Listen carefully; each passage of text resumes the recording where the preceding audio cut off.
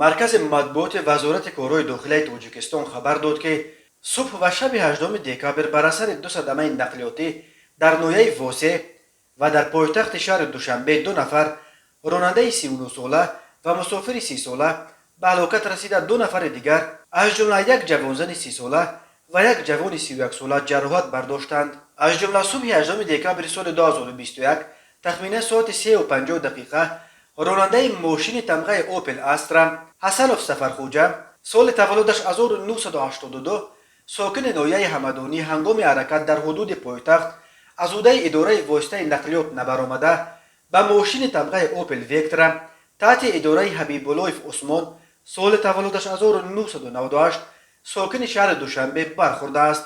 در نتیجه راننده ماشین تمغه اوپل استرا حسنوف به هلاکت رسیده.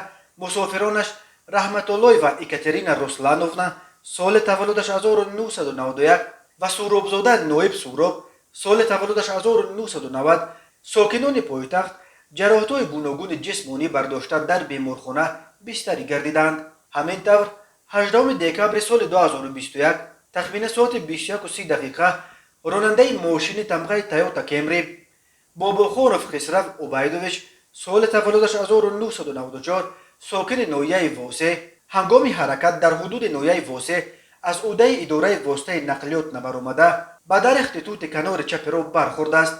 در نتیجه مسافر داخل автомاشین اسفندیار نعمت شمس‌الدین زاده سال تولدش 1991 ساکن امین ناحیه جراحت جسمانی برداشته در بیمارخانه به هلاکت رسیده است.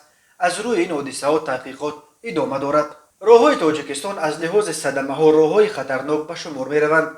در عموم هر سال بر اثر صدمه ها در راههای جمهوری 100 نفر هلاک یا مجروح می شوند. سال 2020 بر اثر صدمه ها در راههای تاجیکستان 375 نفر به هلاکت رسیده، بیش از 1200 نفر معیوب شدند.